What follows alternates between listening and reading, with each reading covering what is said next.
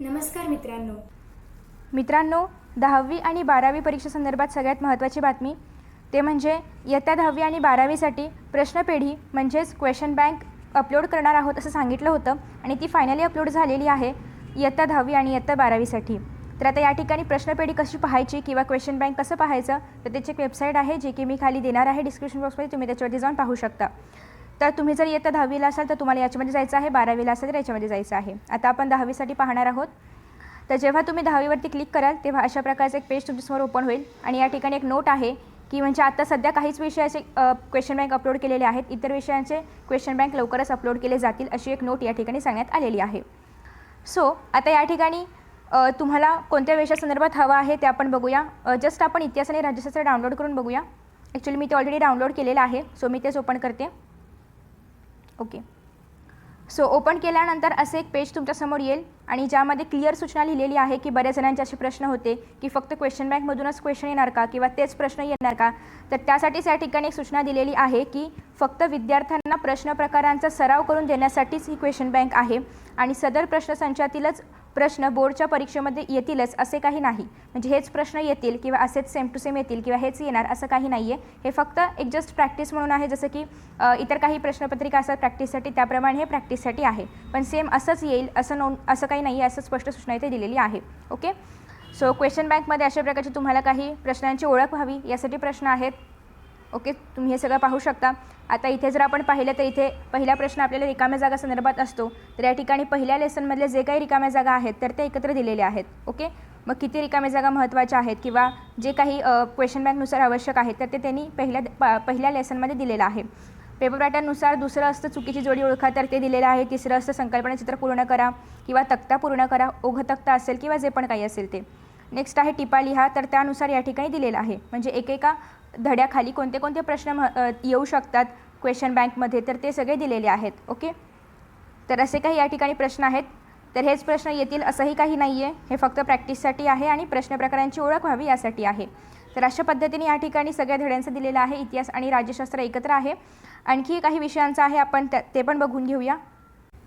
आता या ठिकाणी काही महत्त्वाच्या सूचना देण्यात आलेल्या आहेत, जसं की विद्यार्थ्यांसाठी सूचना क्लिअर दिसत असेल, आय होप सो. नसेल PDF डाउनलोड करून बघू शकता. आता या ठिकाणी सांगण्यात आलेलं आहे की इतिहास विषयाचा संकेतांक 73 आहे. म्हणजे प्रत्येक विषयाला एक नंबर असतो, जसं की प्रथम भाषा मराठीला 1 वगैरे याप्रमाणे नंबर्स असतात. तर त्याप्रमाणे इतिहास विषयासाठी 73 नंबर आहे आणि 40 गुणांची प्रश्नपत्रिका आहे. म्हणजे जो पेपर पॅटर्न आधीपासून चालत आलेला आहे तोच पेपर पॅटर्न आहे आणि तो मी ऑलरेडी अपलोड केलेला आहे. हा जो पेपर आहे याला 2 तासांचा वेळ आहे.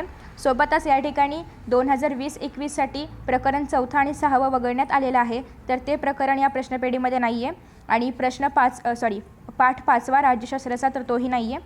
आणि सोबतच याच्यामध्ये 1 ते 5 प्रश्न हे इतिहासासाठी असतात आणि 6 ते 9 प्रश्न राज्यशास्त्र. तर त्याचप्रमाणे ही प्रश्नपेढी आहे, तसंच तोच क्रम आहे. आणि नमुन्या दाखल फक्त आहे ही प्रश्नपत्रिका, जस्ट फॉर सॅम्पल आहे.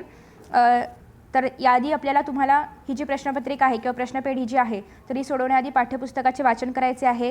ही प्रश्नपेढी वहीत सोडवण्याचा प्रयत्न करायचा आहे किंवा सराव करायचा आहे. संकल्पना चित्र काढायचा प्रयत्न करायचा आहे. नेक्स्ट आहे की अपेक्षित उत्तर आपले शिक्षक यांच्याशी तुम्हाला चर्चा करायचं आहे अपेक्षित उत्तरासाठी. आणि सोबतच परीक्षेला येताना कोणताही ताण घ्यायचा नाही, अभ्यास करायचा आहे, सराव चालू ठेवायचा आहे आणि तुम्हाला परीक्षेसाठी खूप खूप शुभेच्छा, बेस्ट ऑफ लक माझ्याकडूनही.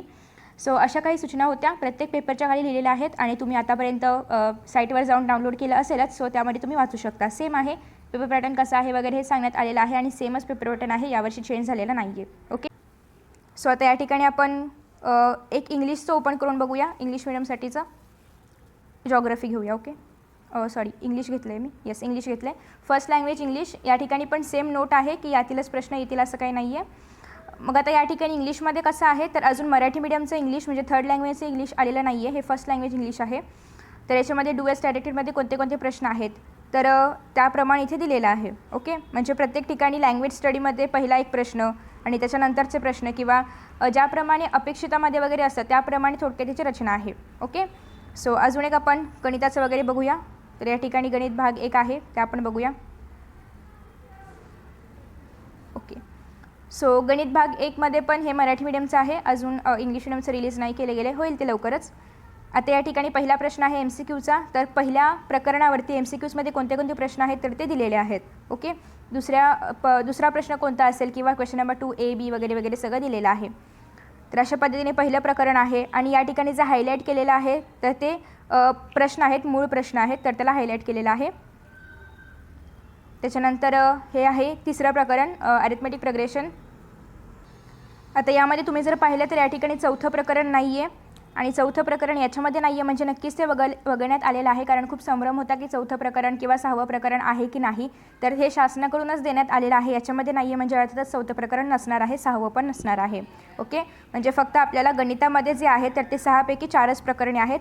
शेवटचं प्रकरण जे देण्यात आलेलं आहे ते म्हणजे या ठिकाणी 5वंच आहे, संभाव्यता आहे म्हणजे प्रोबॅबिलिटी आहे. याचा अर्थ चौथं आणि 6वं प्रकरण पूर्णतः रिड्यूस झालेलं आहे. ओके. सो ती पण एक शंका तुमची यातून दूर झाली असेल. तर अशा पद्धतीने आपण ज्या विषयांचे अपलोड केले गेलेले आहेत त्या विषयांची क्वेश्चन पेपर बँक पाहिलेली आहे आणि हे मराठीमधून आहे, पण तुम्हाला जर सरावासाठी हवं असेल तुम्ही इंग्लिशमध्ये ट्रान्सलेट करून घेऊ शकता किंवा इंग्लिशचं पण लवकरच अपलोड केलं जाणारच आहे. ओके. सो आय होप की तुम्हाला हे अपडेट आवडलं असेल आणि खूप आधी अपडेट दिलं गेलं होतं, आता just question paper bank release केली गेलेली आहे. सो होप्स ओके याचा तुम्हाला उपयोग होईल. Thank you for watching this video. See you in next video.